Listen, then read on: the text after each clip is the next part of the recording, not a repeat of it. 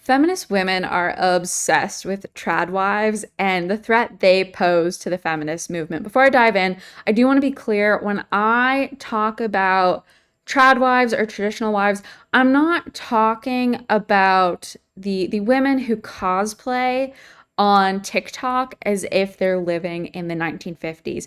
I'm talking about the growing push coming from women like myself who have rejected feminism, specifically career feminism, and are adopting more domestic ways of life. And these women are women who prioritize and value motherhood and having children and raising children. They see that as not just a responsibility and an honor, but also a duty.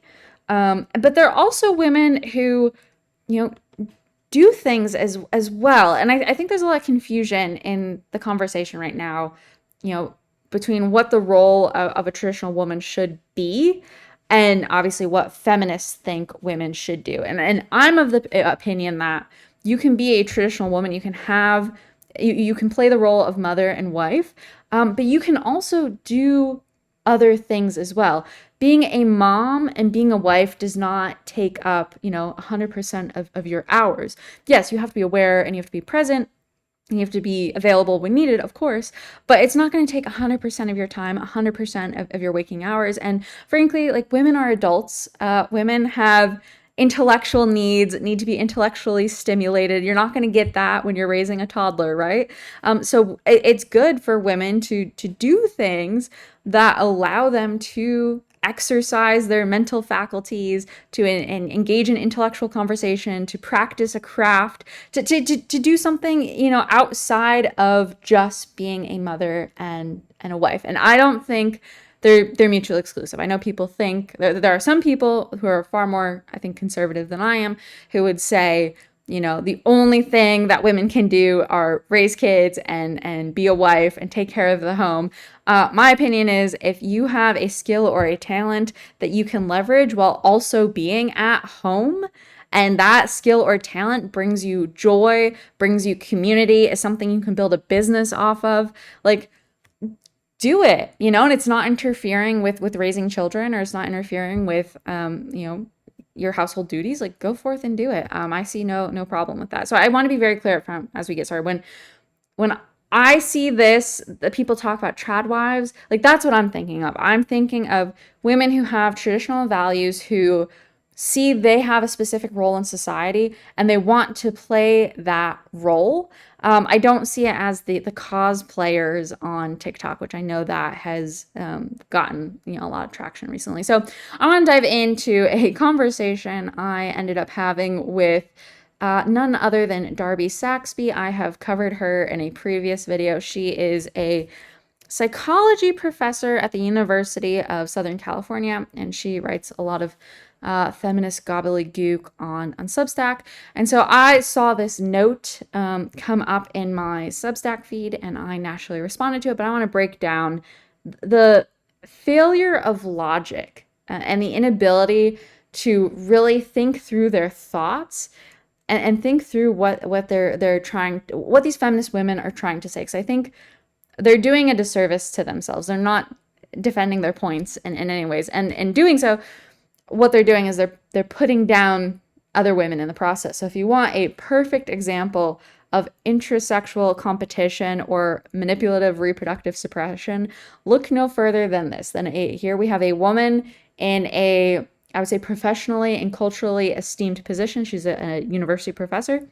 She is part of that established elite class, and she is saying things to another woman, myself, that it is supposed to be diminutive and supposed to be, put the position that I hold down, cast doubt on it, invalidate it. And so that's what intersexual competition and this reproductive manipulative suppression looks like in real time. It's invalidating another person's opinion for the purpose of validating your own. It's putting someone else down so you can raise yourself up. It's very much, a give and take relationship. It's not intended to be one of discourse and dialogue. So I want to dive into this. So she posted that the problem with being a tradwife who follows a script now being pushed on the far right, skip college, forego a career, start having kids young, and have a lot of them, is that your choice of husband becomes incredibly important. First off, I don't know a single conservative who has said this. I know there are conservatives who are criticizing college and criticizing careers, and rightly so, and saying that you should start having kids because now we're seeing the emergence of childless millennial cat ladies who have waited too long, or who, froze their eggs expecting them to be able to have kids later on, and that has proved to be a false promise. So I think there are people criticizing these things, but I haven't heard of a single person on the right who has said all women should skip college, forego a career, start a family, and for the purpose of choosing a husband and starting getting married and having a husband. Like that's the only thing you're supposed to do. I haven't heard someone explicitly say that. I've heard people promote family and promote starting families early, but no one is saying explicitly that you should not do certain things because it's better the only thing you can do, the only proper thing to do is get married and have kids. So if you've heard someone explicitly say that on the right, please link it below.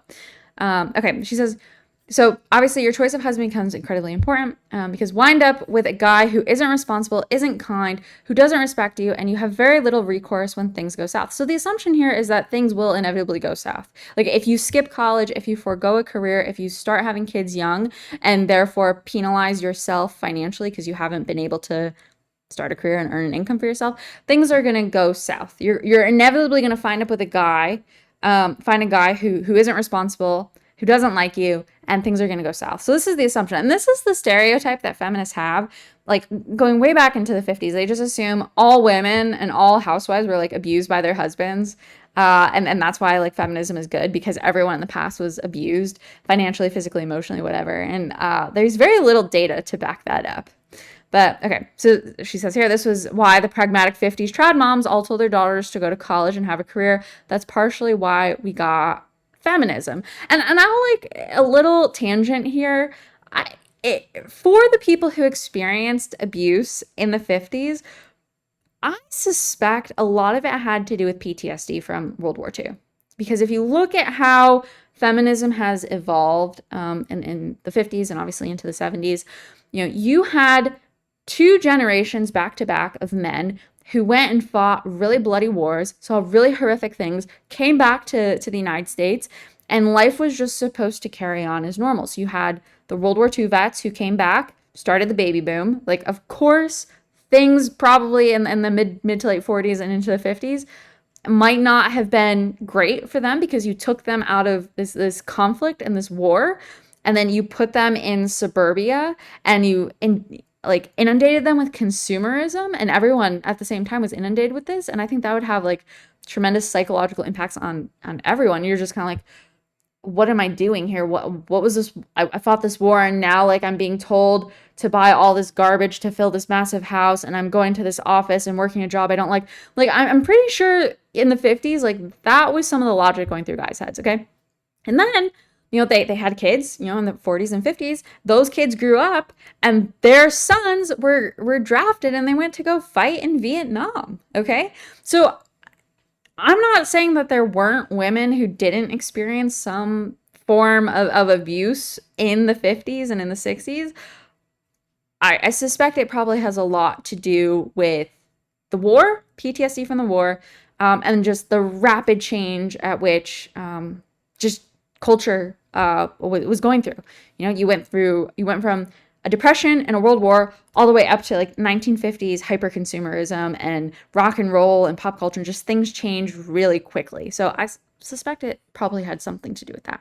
Okay, it says, but the guys who are most eager to land trad wives do not seem to respect women or value their contributions. Again, I would love to see like her data. She says, if these dudes on X are any indication, okay, that's a weird sentence, but she links some screenshots here. But I would love to know like her actual like conclusive evidence on this. Again, this is a university professor, someone who has a PhD, who teaches other people. And she says that the guys who are most eager to learn tradwives do not seem to respect women. She's extrapolating her own opinion of what these individuals may or may not want based on her preconceived bias and notion of who these men are and what's expected of them. She says, I'm pro-marriage and pro-family, and I think there are a lot of advantages to having kids early. Again, rules for thee, not for me. That is part of the intersexual competition and how elite women, do things and then tell younger women not to do the same things they do. Okay, and she says, I also think it's great for kids when a parent can stay home, but it's malpractice to build a movement around telling women to set themselves up for significant lifetime risk. Again, I don't know a single leader of this tradwife movement. I know people who are considered tradwives. So the first one that comes to mind is obviously Hannah Neeleman of Ballerina Farm, because that's how she's been framed in the media. There was a hit piece that was published against her this summer, calling her like the queen of the tradwives. So I know there's like social media personalities who have been cast in this light. And obviously there's the ones who dress up in 1950s garb and play housewife. There's also dudes that LARP. We watch, my husband loves to watch hunting stuff, and there's a lot of gun tubers that LARP. So this isn't like a unique thing. There's women LARPing in the home just as much as there's dudes LARPing hunting, and doing shooting exercises. So people LARP. Okay, that's a thing. But I don't know that there's any like coherent movement. There's no, like, I haven't seen any sort of, documentation, or, I don't know if they're taking like Project 2025 excerpts and calling that a movement. I think that's part of the larger conservative movement, but I haven't seen a specific movement dedicated to tradwives. So I think this whole like paragraph here is full of her own opinions and logical fallacy. So she takes screenshots here of different individuals from X, and obviously like there's a huge problem here because not all these individuals have the blue check, which means they're not all verified accounts. You have no idea if they're actually legitimate or not. So this person is drawing a conclusion about what the manosphere believes and whether or not they respect traditional women based on the opinions of a few posts on X. And those posts might not actually be coming from human accounts. It could be coming from bots. So there's a problem there. But then you'll notice like she clips all of these out of context. So this is Homath. If you follow Homath, he has a great channel. She's clipped this out of context and claims that he is like part of the manosphere criticizing women. So I wanted to take two of these examples and like put them in the proper context so you could see. So the first one is this post about how women need to be quiet, need to be submissive, blah, blah, blah. This is in regard to a viral clip that came from an Allie Beth Stuckey speech at a Turning Point USA event last month. And I have my own thoughts about this. I haven't posted any videos about this, so if you'd be interested in commentary about what she said and the response to it, happy to share that in a separate video. But basically, the internet went crazy and it told her, it's not the place of women to be on stage and to share thoughts, and that the response should be, we need, submissive women, quiet women, women who are busy at home tending to children, all that kind of stuff. And again, my opinion is if you take care of your kids and you do, everything, you're playing the role of mother and wife, but you also have a unique talent. In this case, she's a good public speaker. She convenes a lot of crowds, has a lot of respect from younger women. Erica Kirk, another great example. She has had to step up into a leadership role now since the assassination of her husband. I don't think telling these women to return back to the kitchen is the correct answer either. Like, there has to be a balance here. So this is what this individual said, but it was specifically to this viral clip from Allie Beth Stuckey. So that's what it's saying. It's not saying generally speaking like women need to do X, Y, and Z. It's specifically speaking to Allie Beth Stuckey. Okay, so that's the first one. The next one is the Homath tweet. So obviously she clipped here. Let me go back to it so you can see. She clipped the first three paragraphs. Okay, so you got 1, 2, 3. Okay, there's charts. There's logic. There's things that Homath talks about here that she completely disregards. So this talks about repealing the 19th Amendment. But what you didn't see here is that he says that based on a curve, that people below his different levels, so he says level 5, shouldn't be allowed to vote. So if you go down and jump here, he says, notice that more men than women get to that level. The bell curve chart is not to scale, blah, blah, blah. So he's saying you don't want people below level 5 voting, not you don't want women not voting. I mean, I think there's some merit to the thinking about that, especially because, we have no responsibilities and duties to this country as of now.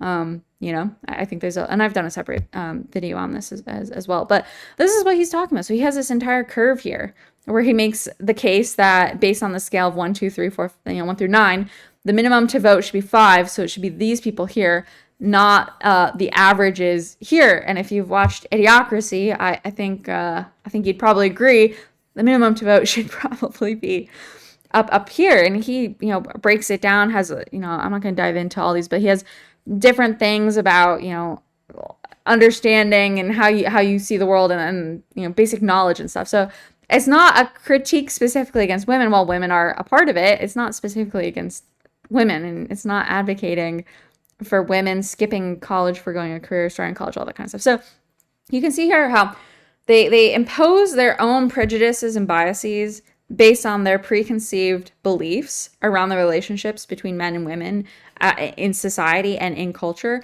onto their opinions about what is happening in the world around them. And then because they see things on social media, they assume there must be some like organized movement behind it, when in reality, I think it's just women, again, like myself, are fed up with all the gobbledygook that feminists have fed us, feminists like this, all the lies, all the false bill of goods we've been sold. And they're reacting by saying, hey, like, maybe being a wife and a mother isn't a bad thing. Like, maybe this whole, like, go to college, get a career, work for, 9 to 5 for the next 40 years of your life, maybe that kind of sucks. And maybe men are doing a solid by making it possible for their wives to stay home and pursue different interests that they may have alongside raising children. I think there's a lot of value in that. And I think more and more women are starting to wake up and realize, oh, okay, this is actually a much better deal than schlepping off and working at a corporate office, 5 days, 40 hours a week, 5 days a week for the rest of your life. So I responded to her original post, and I said, the implied assumption here is that going to college, pursuing a career, and having kids later in life is a good thing because it gives you time to find a good husband. Because what she said here, if you skip these things and you dive straight into marriage, you're doing so at a young age. You're not giving yourself time to weed out the good from the bad. And so that's where her argument that you have to find a guy who finding a husband is a very important thing. You have to find someone who is kind and responsible. That's why that argument comes in, because if you're pushing everything to your late teens, early 20s, and you're telling women to do this before they go get, college and career and all that kind of stuff, you're potentially sticking women with bad partners, bad husbands who will abuse them later on in the marriage. And of course, that can happen at any point in a marriage. Okay, there's young people are potentially going to struggle. I mean, I've seen it both sides. Like, I've seen young people who've gotten married, fresh out of high school, who didn't do well, and I've seen others who, they're still married 50 years later. So it really is, it depends. But I don't think college necessarily is a determinant. I don't think college is going to give you time to weed out finding a good husband. And my critique is, this might be how people think the world should work, that you should go to college and do all this because it gives you time. But in reality, that's not how things are playing out. So my argument is that the women who went to college and pursued a career delayed their entrance into the dating market. By the time they felt established in their careers and ready to settle down, all the kind, responsible, and respectful men were taken. And I think, ask any 30-year-old woman right now this, and I think they would agree. I think they would come to the same conclusion. Wow, okay, I definitely waited too long. Oh, okay, all the good guys are gone. They're all married. Okay, well, what are my options? I think a lot of women, older millennial women especially, I think they're definitely, they're definitely feeling that. And so to diminish what's happening in the world around you, especially with young people, just because you're sitting in some ivory tower as a college professor, I think is a real disservice to to reality, and what's happening in the world. And so the reason why I think that these women who waited too long, who pursued careers and pursued college and careers, and then just waited and put off to have kids, I think the problem, like why there aren't any good men left for them and why they're all lamenting on TikTok and social media about the dearth of good men in the dating market, it's because the men who wanted to who wanted a wife and family, they wanted to start families, they wanted to get married, they looked at the available pool of options that were available to them. So if you're a 29-year-old guy and you wake up and you're like, okay, I'm ready now, you're going to look at what's available, okay? You're not going to wait for the girl bosses to come around and be like, oh, okay, I was wrong. Okay, you're not going to deal with that. You're going to look for someone whose values align with yours. And I think that is the problem right now, is you have misalignment in values. You have a large cohort of young women in their 20s and early 30s who want to be girl bosses. They want a guy who's going to be, their business partner. They want someone who's going to, be a good partner. I mean, they use that language, right? Referring to their, boyfriends and future husbands as partners. They've turned household chores into like negotiating with a roommate. It's no longer, it's all about egalitarian relationships, and it's no longer about like, this is my role, this is your role, this is my responsibility, this is your responsibility. It's okay if everything has to be 50-50, and they've turned it into like an economic proposition where every ounce of women's contributions in the home has to somehow be compensated and accounted for. Like, men don't want that. So men aren't looking to date the women who are pushing for that. They're looking at the available options. And so that is why traditional women are getting scooped up, and they're the ones who are getting married. It's because that's what the majority of men want. They just want wives. They want families. Like, they want to come home and relax and have a nice dinner and like chill out after work. Like, they don't want to deal with drama. They don't want to have to like dread, figuring out argue who's going to load the dishwasher and all that kind of stuff. They just want peace and quiet in their home. So those men have already found good women, or they've just opted out and they're going their own way. They're like, okay, I'm done. I'm not going to deal with this. And so that's, they're looking at what's available. And if the women who go to college and pursue a career wait too long, they're effectively removing themselves from the dating pool of the men that of where the majority of men are looking. Of course, there's gonna be some guys who the girl boss type appeals to. That's fine, but the vast majority aren't looking for that. So they're not gonna be looking for women in careers and in college. They're gonna be looking elsewhere. And so this is the question I raise: where has that left the career women who waited? And I'm talking about millennial women at this point. I'm talking about at this point you have an entire generation of millennial women who has grown up fully into adulthood now. And the older ones are in their early 40s. Okay, so you have those women to look to. What has happened? Where has this left them? Where has waiting left them? Single and childless. They have become the proverbial old maids the matriarchs warned us of one day becoming. And I think that is absolutely the case. And again, I've done separate videos about this, talking about boomers lamenting, aging into their 50s and 60s and not having relationships and kind of regretting some of that. But I think we're starting to see the early signs of millennial women reaching this phase, as you have a large swath of women who waited because that's what we were told, right? And I say this from experience, right? Because I am a millennial. Like, I remember the culture and the narrative, and even coming from female supervisors at work, which is a whole other problem because it gets to the feminization of the workforce. You have elitist women in top positions who are communicating this down to more junior and more impressionable younger women. But this is what I was told: you can wait, you can put it off, you don't need to focus on your career now, that's more important, and then when you're ready, go forth and find someone. And that's clearly the wrong message. That's not the right message. If it were the right message, if that were true and being single and childless is so fine and dandy, why are all these women on SSRIs? Why are so many single and childless millennial women struggling, right?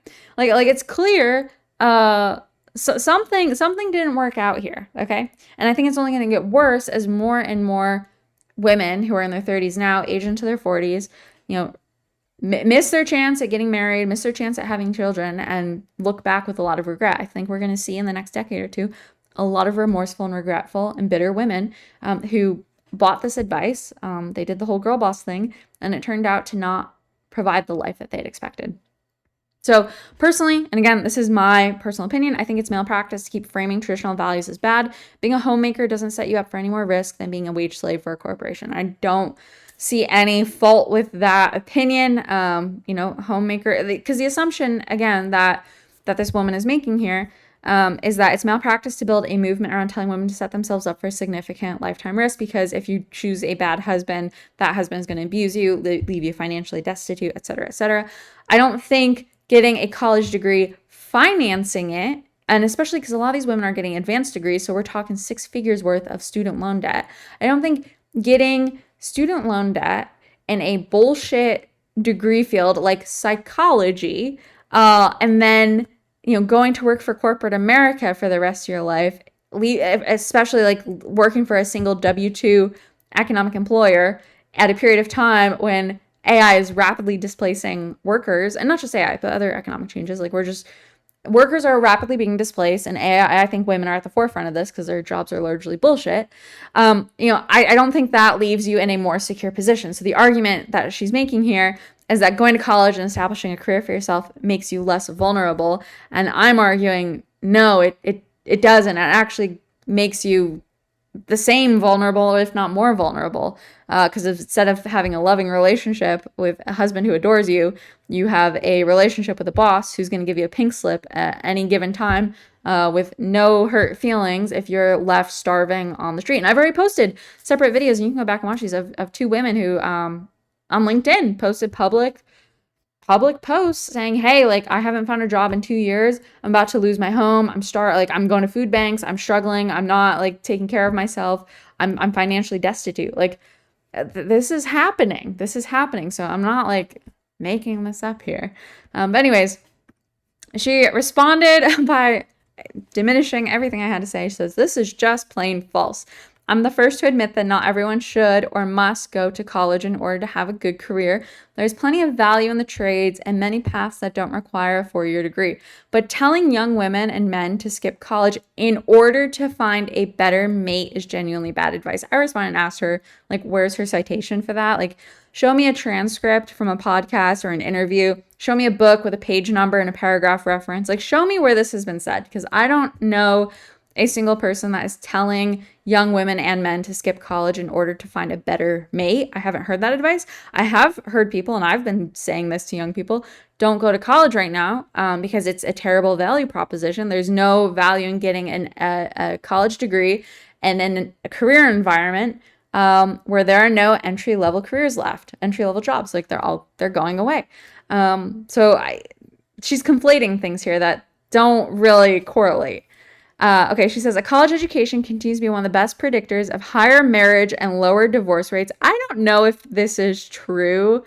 Based on my logic here, so again, poke holes in my logic if you want to. The vast majority of college grads are women. The vast majority of those women tend to be feminists, and they tend to be liberals. And the vast majority of feminists and liberals are the ones who are initiating no-fault divorces against their spouses. So I don't know if that is actually true, that a college education is a predictor of higher marriage and lower divorce rates.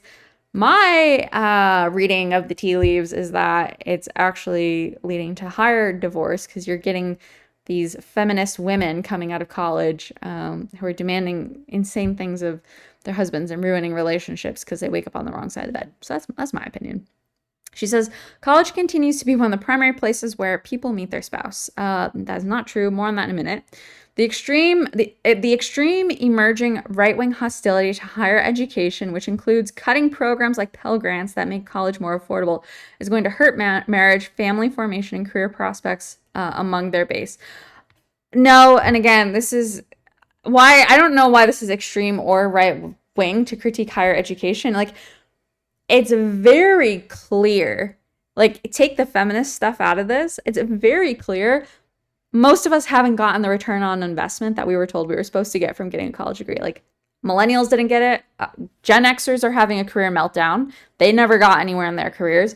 Millennials have had a delayed start in their lives. Like, I think the average age I saw recently of first-time home buyers is like 40. Okay, so millennials weren't able to settle down, start families because of all the college debt we accrued, and now you have Gen Zers who have computer science degrees. We're told to, go to college, get the grades, all that kind of stuff. They have computer science degrees, and they can't even get jobs at Chipotle. Okay, so I don't know what delusional world this woman is living in. I mean, I do. She's a college professor. She's clearly bought into the value proposition of a college degree, because that's keeping her employed right now. So all of this, of course, is biased. But like Pell Grants, I think like I got maybe $2,000 in Pell Grants, and that like barely made a dent in my student loan balance. So like that isn't affecting affordability at all. Like if the Pell Grant program stays constant and every year universities are increasing tuition by 3 to 5%, like it doesn't even keep up with the costs. Okay, so she's living in delusional land. But I wanted to now dive in to some of the comments of what I presume are probably some of her fans. So it says here, who is not dating in college? It's not like women are spending 4 years in a convent. Again, I'm an anecdote. I'm an N=1 sample size. I did not date in college. Maybe I'm an anomaly. I'm weird. I totally get that.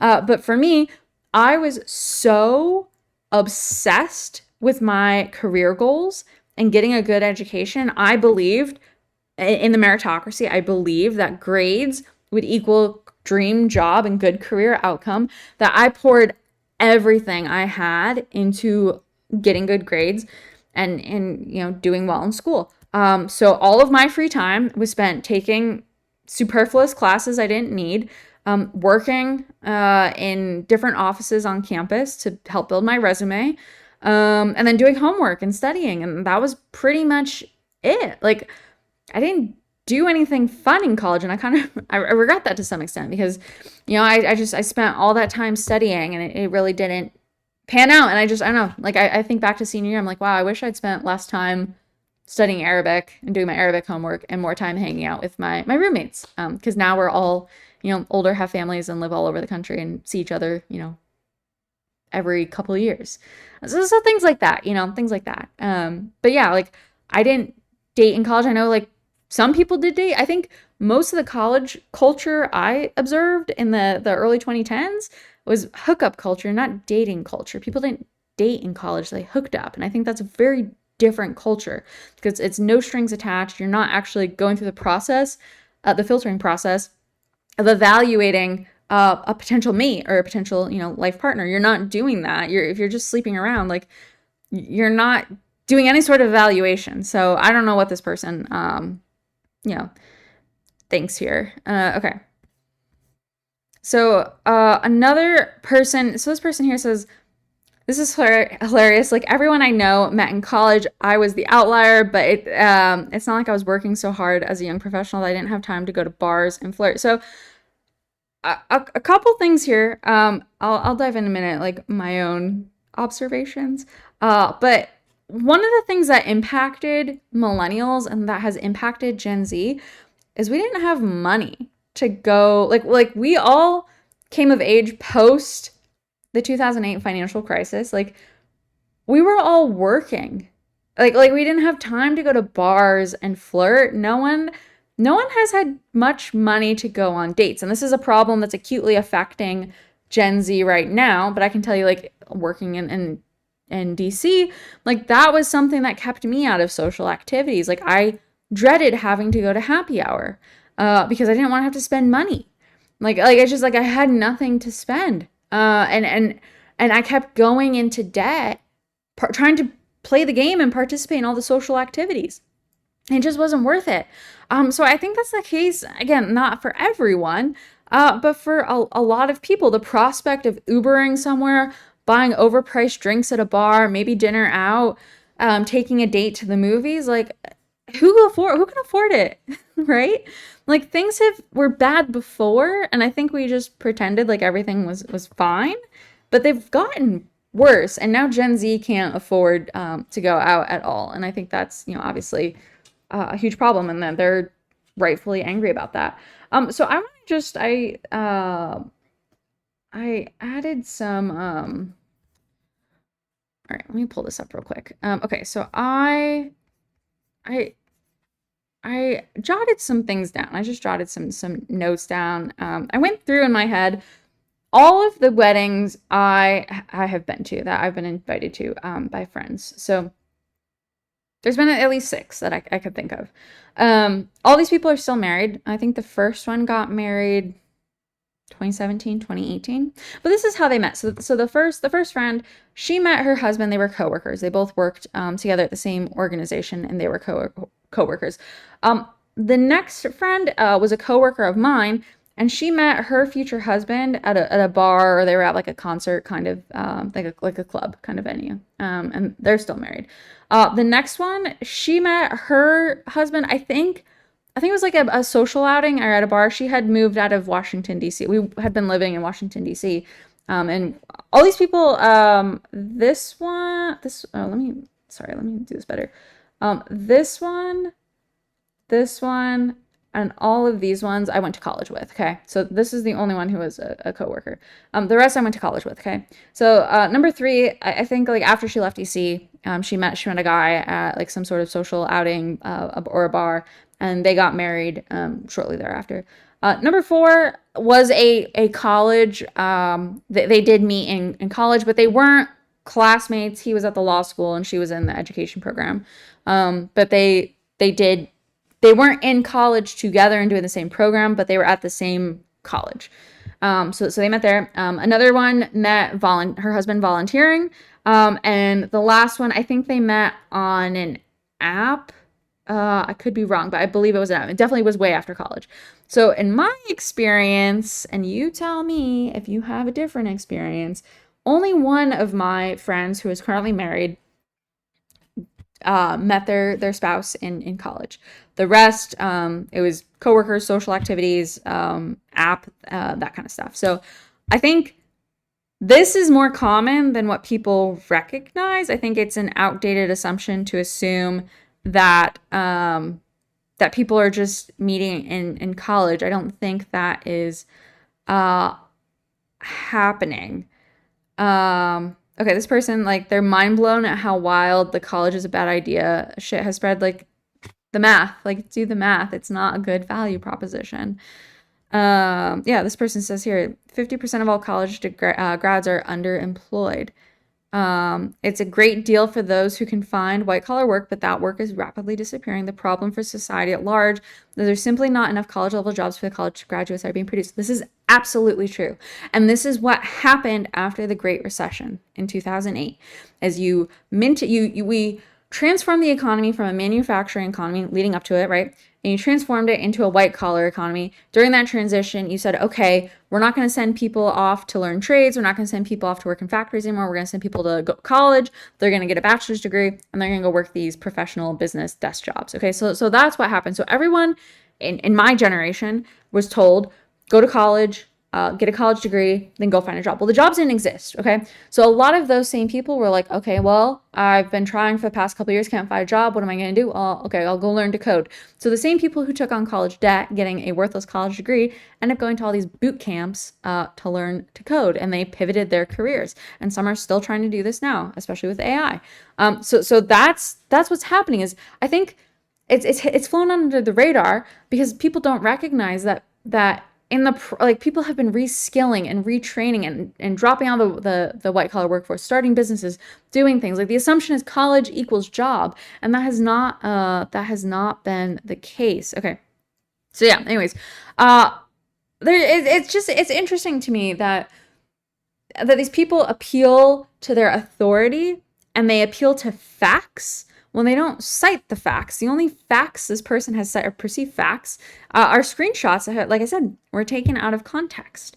And so this is how these people promote their narratives, is they apply their own prejudice, their own biases, they strip things out of context, and then they pander to an audience that agrees with them. And then when you have people like me who chime in and be like, I don't think you're actually correct, trying to have a dialogue, the response is, nah, this is false. Like, you're not right. With no, like, you're false and here's why. They can't think like that. So I wanted to share this with you. I thought it gave me a little bit of a good chuckle, but this is how feminists think. And this is the logic they're applying. And by doing this, by continuing to think like this, they're framing things that are good without looking at the facts, like talking about facts, just without looking at things that are staying right in front of them. And you don't even have to like look at data and facts, just like observations, okay? Like I've shared my anecdotal observations. You can prove me wrong. You can say, no, Amanda, actually, most of my friends got married in college. Cool. Like you've observed that. That's true for you. I'm saying I've observed something different. Maybe the narrative we've been told, not actually fully true. Maybe there's something else happening. Maybe it's worth exploring. Like that's the whole point of the scientific method and having a hypothesis is you posit something and then you try to refute it. Okay, so please refute me. Tell me I'm wrong. But you can't go through that process. You can't critically analyze something if your only conversations are constantly shut down. This is plain false. This is wrong. And again, this is why this is problematic, because it's coming from women who are in positions of cultural, moral, and professional superiority, who have positioned themselves in that light, and they tell the rest of us, no, you're wrong, you're false, you're incorrect, you're misguided, you're not relying on facts, and so it's very dismissive, it's very diminutive, and so I think it's important to continue checking these people and checking their narratives with observations, with data, if there is data available. Sometimes, data isn't always trustworthy, but, matching things with quantitative and qualitative data where you can, I think that's really important. So that's what I have for you today. I'd be curious to know if you have any thoughts on this. What is your opinion with, traditional wives and traditional women and college and careers? And I think a lot of you will probably agree that college and career is not really the best pathway anymore. But I'd be curious to know what you think on this. And if you've heard this, telling young women and men to skip college in order to find a better mate, have you heard that advice? Is that something that's being explicitly stated? Or is this person just making it up based on her own perception of what the right wing is and who conservatives are and what they believe? I'd be curious to know what you think. Thanks as always for watching. Appreciate you tuning in. Like and subscribe, and I'll see you in the next video.